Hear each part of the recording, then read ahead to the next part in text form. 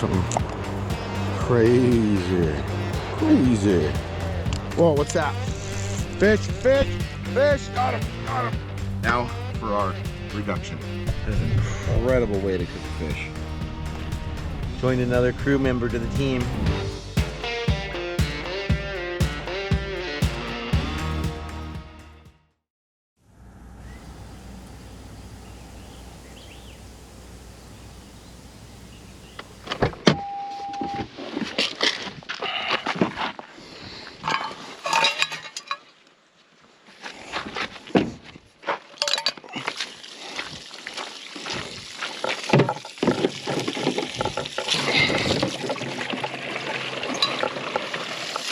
It's a squirter.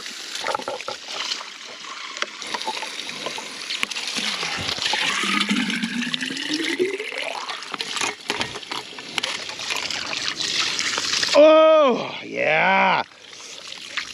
Woo!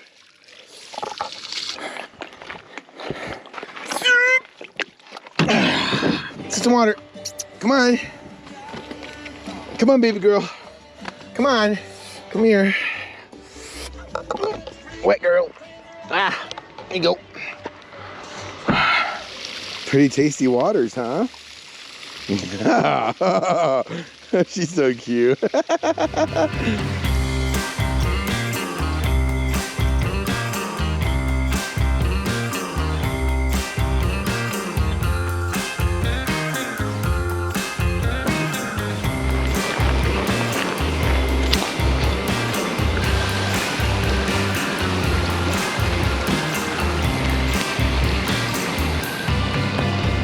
Hello all my fishy friends and welcome back to another Stay Fishy adventure. Today we are in a magical place and I have the fortunality of not having to do the salmon fishing today. I'm down here in a very special place with a very good friend and he's going to show us how to do the most traditional and amazing way of fishing that there is for salmon with steelhead. This is going to be cool. Well everybody, meet my brother James. This man right here is a long time friend and one of the most amazing fishermen that I know. Well, a lot of people know. And he's going to show us one of the most traditional ways that there is to catch a fish. Absolutely. You are a member of the Warm Springs Nation, if I'm not mistaken. Yes, I am. And you've been doing this your entire life. This is passed on to you through your family, from your elders all the way down. Simnasha, Yes, North sir. Enders. North Enders. Yeah. Now we're at the falls. Thanks for having us. Let's see how you do this. Hell yes.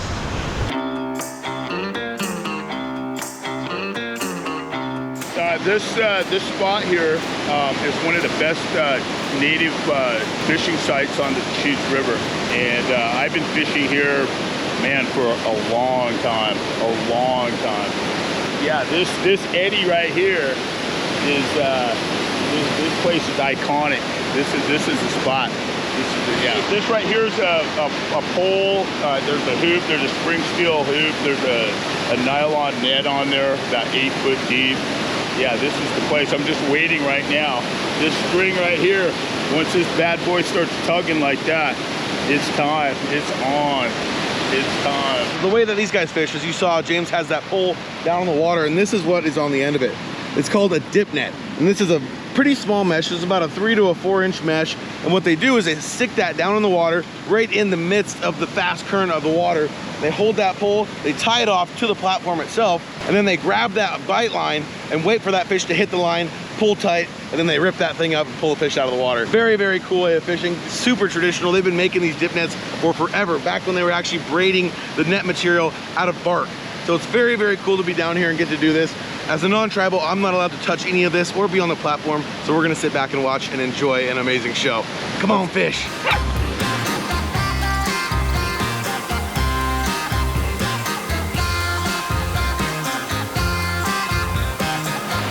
We might have a fish on. We might have a fish on.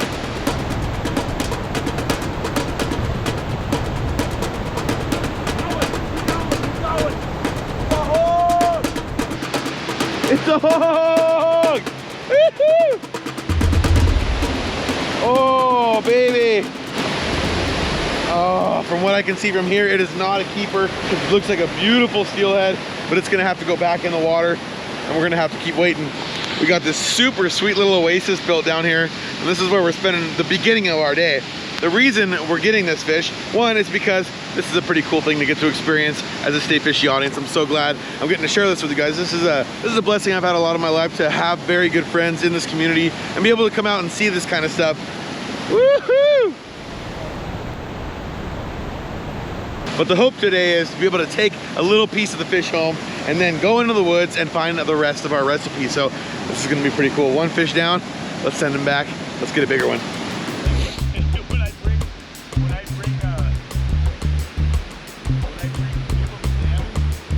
We've got one hitting right now. We've got one hitting. We have an up close cam and we have the Jordan cam. We're gonna get everyone's reaction. Bourbon's out there holding down the platform. This is Bourbon. Lidman's over here. They don't get along too well. Lidman really likes to punk Bourbon. Thinks there can only be one fishing dog in this world. And he's not wrong, let's be honest. I have to say, this is something I've watched a million times, but watching him work that over there is so cool. He's got the rope in one hand, the pole set down to a specific depth marked by the electrical tape that you can see on the poles here. And he's waiting to feel that fish swim into it. So almost like a salmon rod, he's gonna feel that thing swim into the net, smack that line that he has in his hand. He's gonna pull that thing, rip it up just like he did last time, and hopefully this time it'll be one that we can take home and eat. But I just must say, it's a privilege to get to sit here and watch this on such a beautiful day. It's such a cool place. Not a bad place to spend an afternoon, am I wrong? I have a good feeling about this one though.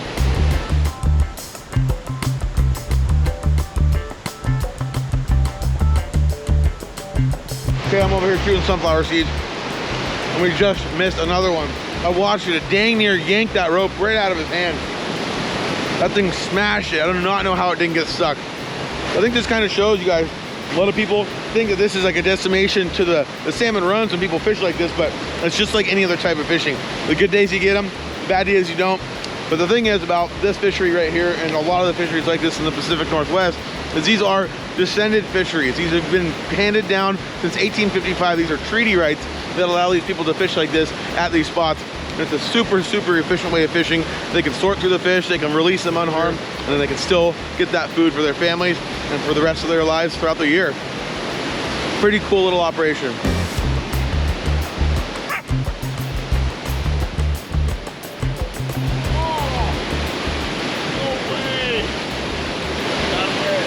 Well, it's gotten pretty darn hot outside. I think we're gonna get fishing a break for a little bit. We missed 3 or 4 really nice ones. We got that one, but had to let it go.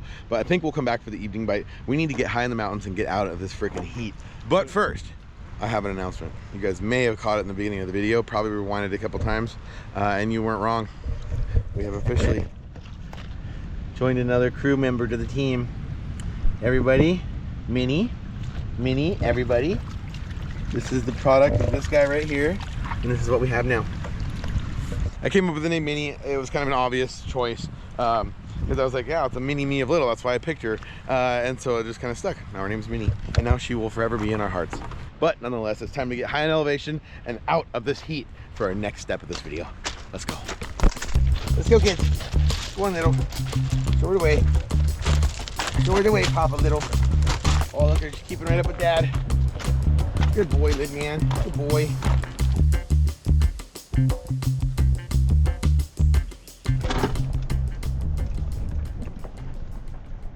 Oh wow.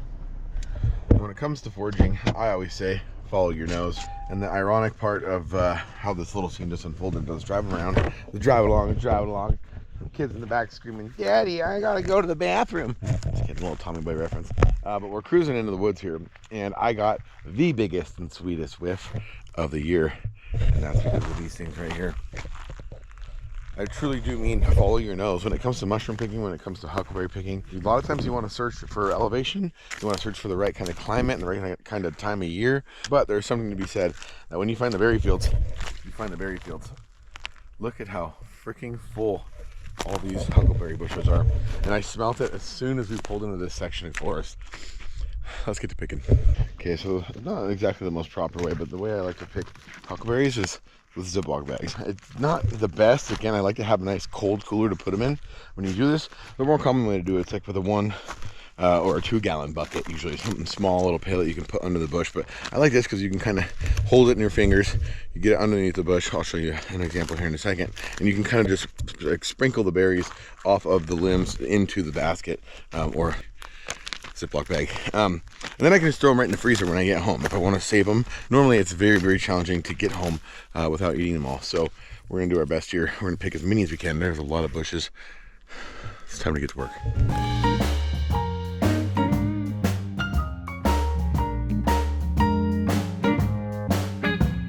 Well, this is all I've managed in about 20 minutes, or however fast that little time lapse was. But I must say the temperature up here is a drastic difference. It took a little while to get up to where we're at. We went from the desert clear up into the mountains, probably about 4,000 foot elevation, but it's probably 20 degrees difference. So I must say my little baby girl's happy. There's too many flies out here, so Lidman is hiding in the truck. He's obviously not very happy about the puppy, but I had a nice stern talking with him the other day, and we're on the same page now. I told him, I said, Little, we're not replacing you. This is your legacy. We only got this dog because you're so amazing. And he looked me right in the eyes and he said, okay, Dad, I'll take care of my daughter. He's a good guy. She's a good girl. He's so good. Ridiculous. You're ridiculous. Okay, back to picking. Ooh, hogs. Hogberries. Oh, I thought we were going for huckleberries. No, we're going for hogberries. Guy, thanks for joining us. We got Olivia in the house. Hey girl, wants to play with him. Pretty sure I just heard a bear growl earlier. Or not growl, but like one of their little...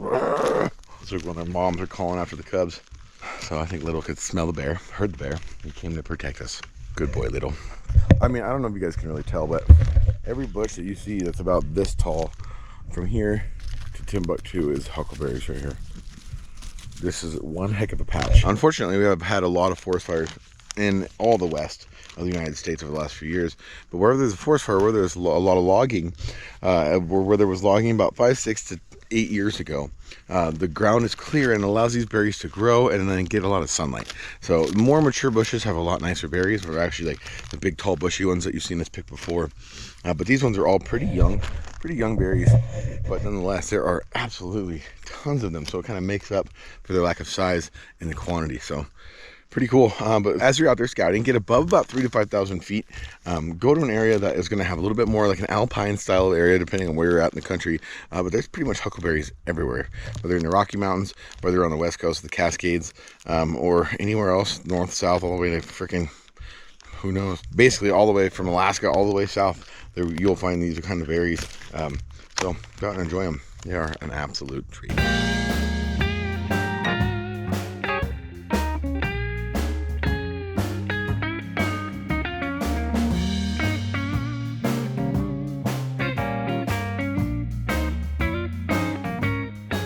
Not doing too bad. Another hour's gone by. We got probably 1 gallon. Nah, what am I talking about? It's a gallon Ziploc, so not a gallon.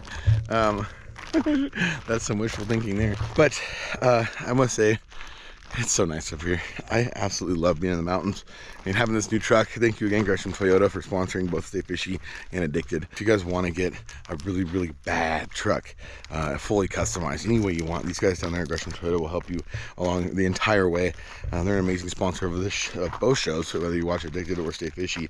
So again, thank you guys. But I have to say, with this setup, with the Yakima racks, with the truck back there, it's a perfect way to explore. You know, like we're totally mobile.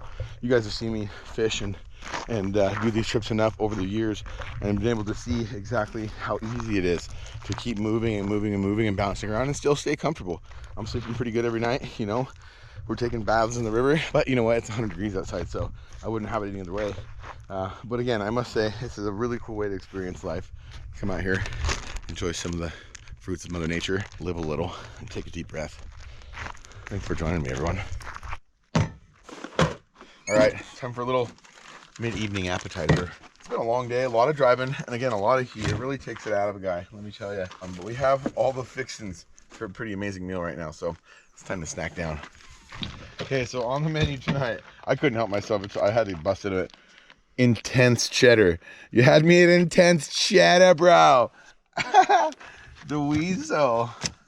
Cheddar weasel. What do you think, Minnie? She's just part of the clan already. Can't believe it. We have a puppy. Obviously gonna take the pretty piece first. Oof, it's being born again. Beautiful. This is actually some smoked steelhead. that we did on a video not too long ago all together here. Got a few of the fig and nut little chippies, some intense cheddar, or should I say intense cheddar. You like to watch them cut the cheese, cutting the cheese, cheese and the weasel.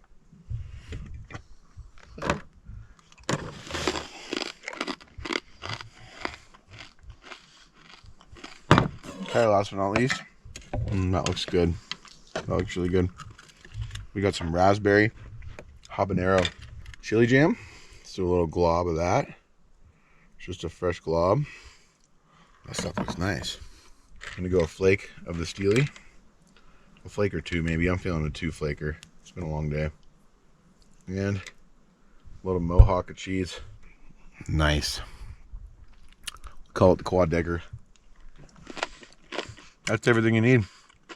Nothing you don't. Excuse me. That is a good snack. That raspberry jam is unreal. Nonetheless though, oh my god, you know what I just forgot? One crucial ingredient. Oh, I can't believe I forgot this. This was the whole point. Okay. This,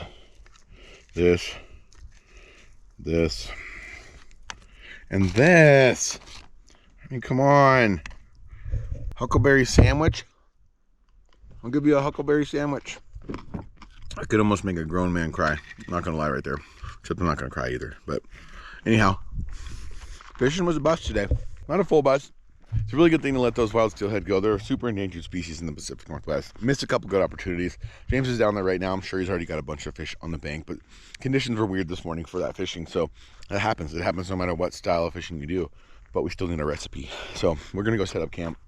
We'll find somewhere to lay our heads tonight, get a little relaxing in. And then tomorrow is gonna be another poke at getting a fish for this recipe. I have a very, very special one, similar to something I've done before, but I think you guys are gonna really like it. So look at that sunset. Let's go find ourselves a quiet rock to go under.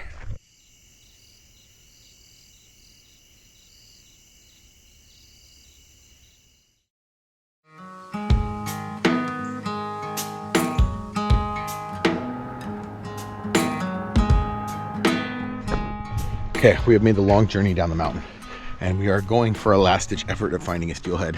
I came to a place that I know is going to have probably the most of them. Best options I have close to home, and it was on the way back. So got a good haul berries, slept amazing, good cup of joe this morning, and now we are back trying to find ourselves a meal to finish this episode off with. So backpack, rods, let's go get dinner.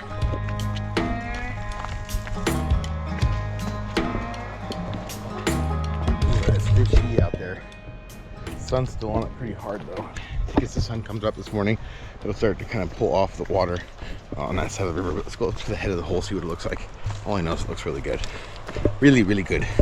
Looks like a whole fishing hole to me. Damn good one too. Let's go give it a try. Okay, here it goes. All right, so I'm starting off fishing with a spinner.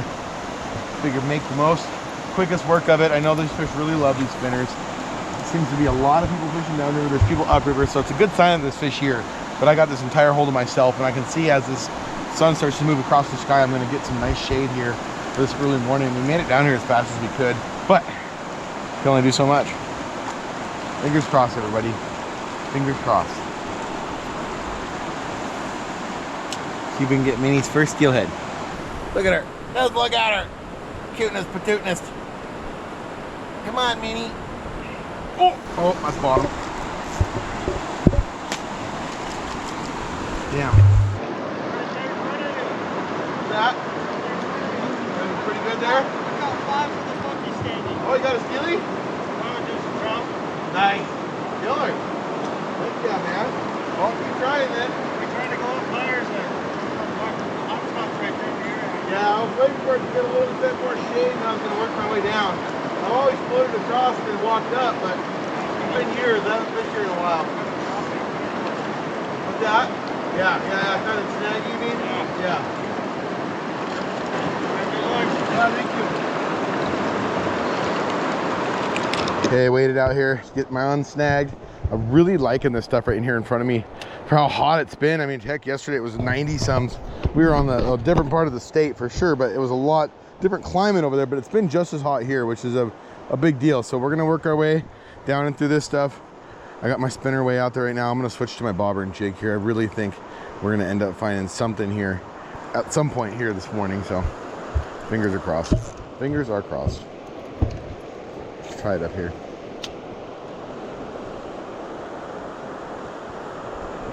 Oh. Ooh, that felt like something. I don't know if you guys could see that in my rod tip there. That's what it did. The old wop wop wop. Let's go way back up there again. I like that. I like that. I like the wop wop wop. Okay, time to go with bobber and jig. Bobber jig time. No time like now for the bobber jig. We got a little secret surprise in here too. I'm gonna do something crazy. Crazy. Something real freaking naughty. Yep, you're seeing it here first. I'm gonna wrap a bunch of eggs. No, don't judge me too much on my eggs, everybody. These are Phil's. These are Phil's eggs, so if you're like, what kind of eggs are those? I'll tell you, they're Phil eggs. Alright, here we go. The egg and jig. The old jig and egg. The old jig and egg. I think it'll work. Oh, looks like I'm a little deep maybe. I like where I'm at though. I like this. This is fishy.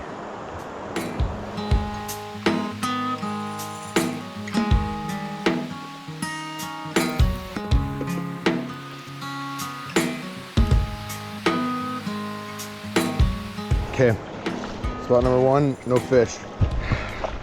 See a really nice tail out right up here below, or above us, I mean. We're gonna go check that out. Let's pack up the bag and get up there. Holy smokes. Now that's fishy. I don't care who you are, that's fishy right there. Gonna kind of creep in on these dudes. That's alright though, I'm sure they're friendly. They look like nice kids. There's gotta be a steelhead in here. Which one? The little one? Yeah. Oh, 2 months, I think. She's just a little one. This would be her first steely. I would say right here's your best bet. We saw a couple jumpers. A couple of rollers? Yeah, up there's nothing. Nice ones? Pretty nice, yeah. Maybe like six, seven. You think they're steelies? For sure? I think so, yeah. They should be. There's a bunch of them, I guess, that come back. Yeah. And they're all just gonna get stuck right here. There's nowhere for them to go now. But I don't usually fish up here that much, so I'm just kind of cutting my teeth again. I used to live around here, and now I just moved back, so just seeing if we can get them. Well, good luck. Thank you, buddy. You too. Okay, well, the kids that were just leaving, they got here a little earlier than us. They said that they saw a couple of jump right in this spot. Minnie! Come on, Minnie. Come on. Puppies. Okay, but they saw a couple jumps, so there's hope that some are here. Let's get casting. Okay. Here we go. Oh, come on. This looks too good. I'm gonna work this inside a little bit more. I'm gonna bring it back over here. I know in this river, these fish like these big clay ledges like this. A lot of this really hard sedimentary rock that's going through here. Metamorphic, excuse me. Sedimentary is all the stuff on the sides, but we got some good hard rock here. These fish are gonna be hanging around. Really nice tail out. Come on, I want to fish for this recipe.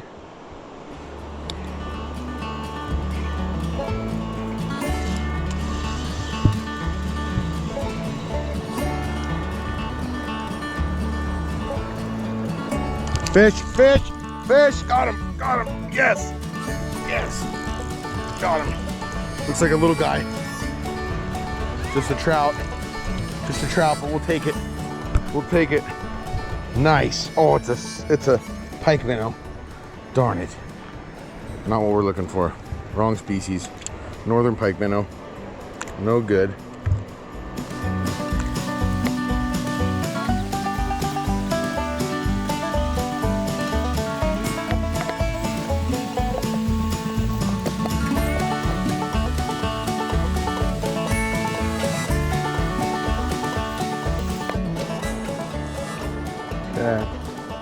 Let me give this the last couple casts here, then I'm gonna whip the spinner out there. I kind of like to see, I mean, usually these summer steelhead are pretty instantly gratifying. If they're in the hole, you're gonna at least get a, that was a big flash. You're gonna at least get a bite or something right out the gate. At least gonna see some sign of them jumping or something. So I'm gonna give it a couple more casts, then I'm gonna throw the spinner, and we're gonna go try another spot. Oh, that was a bite. That was a bite. What was going on there? That was awfully chuggy. I'm gonna get rid of some of that skein. Leave just that little bit of egg on there, a little bit of scent. Nice. Okay, I'm getting it back in there. That looks very fishy. Yeah, Minnie, yeah! She's bringing the fish around. She's a fishy dog already. Whoa, what's that? Oh, what is that? Oh, oof, bottom, bottom. Okay, onto the spinner. Okay, I'm gonna get way up there. I'm gonna try to let it hit bottom. I'm gonna try to get a long fish sequence to this spot.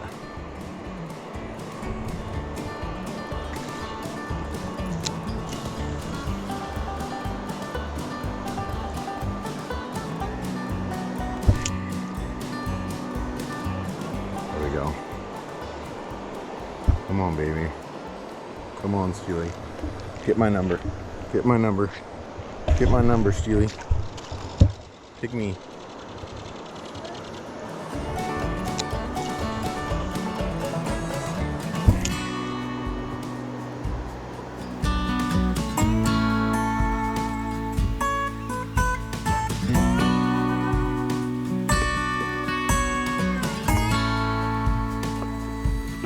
Okay. Might have one more trick up my sleeve. Give these two holes a valiant effort. Went the old jig and spinner routine. Now on to one more spot. I have a lot of faith in this last spot, so kind of saved the best for last here. Let's pack up our stuff. Let's get down there.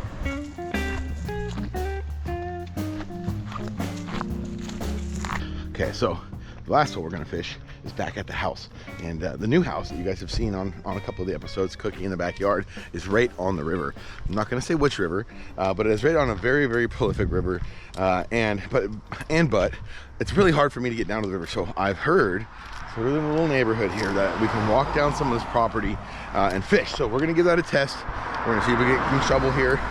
Fingers crossed that we have nice neighbors, but we gotta do it. I've been staring at this hole, I don't know, for, come here. I've been staring at this hole for 2 months now, and I've not got to cast into it. So today's the day. It looks really good, and I know there's got to be some fish in here. So first order of business, not getting yelled at. Second order of business, catching a fish. That one's got a gate. Okay, it's not that one. It's got to be this one. Okay, we got permission. The lady that owns the property was very, very nice. Didn't get yelled at all. She had 3 nice, very nice golden retriever dogs, and it's a total win. So we're in action. We are in action now for our new fishing spot next to the house. And look at how fishy that is. Son of a gun! I'm getting one. I'm freaking getting one. It's gonna happen. Just have to have to scale a cliff to get down here. Let's see how cliffy it really is. Pretty cliffy.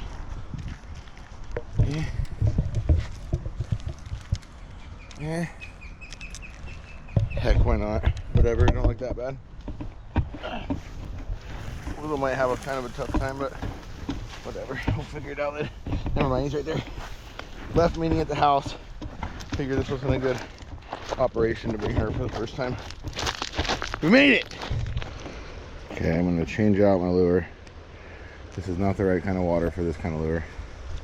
Wow, look at how fishy this is, you guys. It's insanity. Crap. Of course I didn't bring a knife. Okay, going with Michael Jack. Why not? We're tight. We're ready to go. Okay, first cast. Pretty short one. It is so nerve-wracking when you get to fish a hole that you've never got to fish before. It really It really is something that I think is an exciting part about fishing in general, and it's kind of the essence of it. You know, when you leave a look on a map, or you've studied a river online, or from Google Images or satellite, or you've laid eyes on the spot a million times, there's nothing that feels a whole lot better. Oh, there's a lot of defeat mixed in as well, also, because a lot of times you don't catch fish there, but it is really truly nothing like walking up to a hole you've been wanting to fish for forever and getting to cast into it. So I'm glad we're sharing that moment, and this is a special one because that's my house right over there. That crumbly one. Actually, no, that ain't even it. That's it right there with the thing there. That one. Pretty cool.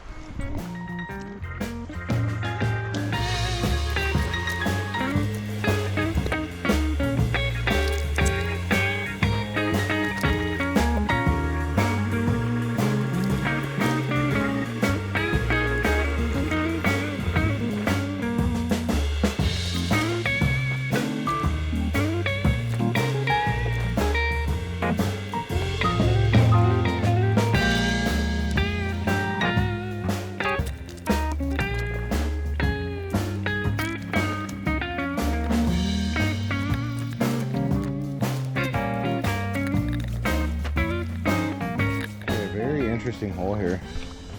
This one is right below the house. Literally, the house is right there, and I've been eyeballing this thing from the top, trying to kind of get an idea of its structure for a while now. But it's very, very interesting. It's got, I can see this being a really good coho hole, which is cool because this river in particular gets an extremely early coho run, which should actually be in here right now. We got a little bit, not seen anything jump around yet, and that's the thing about cohos. They usually really show themselves once they're in a river system. But this wood over here, really great for summer steelhead, really great for coho. Just a pretty killer looking spot all along the board. So let's see, fingers crossed.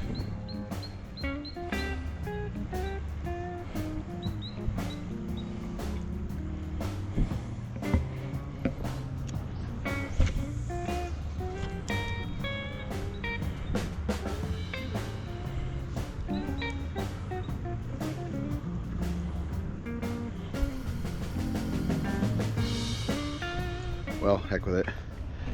Some days I think the creator just doesn't want us to have a fish, and I think that's a good part about putting fish away and using the bounty certain times a year to make up for the lull of fish some other times a year. And so the nice part is we stopped by the house here. I took a nice piece of fish out, and we are still gonna have a way to complete this recipe. But what a cool day. So many miles traveled. It's been pretty cool over the last couple of days to be able to go down there with James. My favorite part of the day definitely had to be getting to go down and watch James fish off the platform and see that traditional style of fishing. I've seen it a million times, but to get to share it with you guys was a really cool event. It's too bad we didn't get a fish, but that's okay. Like I said, that's the way the fishing gods want it sometimes. So let's march back into the house. I got everything set up for this recipe, and I'm about to blow your minds. Okay, so we are here with our beautiful piece of fish. This is some ocean coho we got in a couple episodes back. Pulled it out of the freezer, and these are the berries that we got yesterday morning. So we're gonna do a little reduction process, kind of like we did in 2 Stay Fishies ago. If you guys saw that, we used salmon berries in a similar recipe, but this one, I'm gonna switch it up and make it a little more gourmet. We're gonna start off with a little bit of truffle oil. A little spread of truffle oil on top of that. We're gonna rub that all around on the fish. We're gonna take a little bit of our blackened seasoning. We're gonna give that a nice, we're gonna give it a little yellow jacket as well. Yellow jackets are never welcome, but always there. I think of some other people in my life like that too. We're gonna go nice blackened seasoning here. There we go. Good little covering, and blackened seasoning can go on pretty thick. That is the beauty of it. Now for our reduction.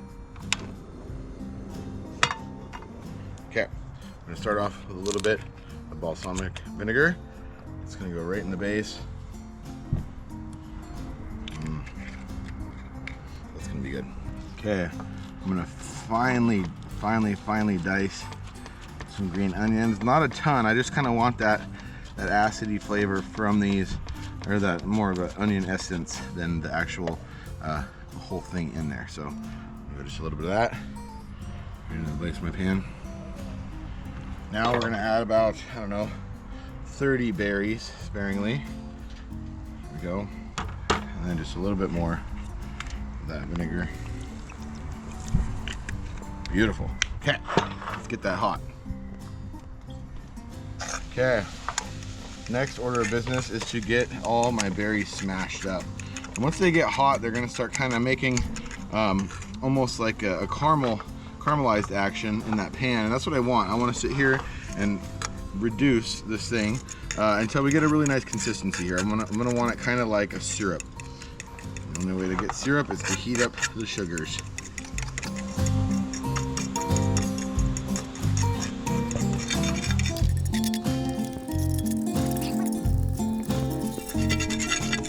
Don't want to get too hot and burn it. It'll get a really nasty flavor. You can see I keep adjusting my heat with the level of the pan rather than trying to twist that little dial. So, oh, it's starting to smell like syrup. Starting to smell like syrup. I'm gonna keep mixing. We're getting bubblies. The bubbles are good. The bubbles are good. Let those bubbles come down. We'll get one more bubble set here. Then we're pouring it. Then we're pouring it. There it goes.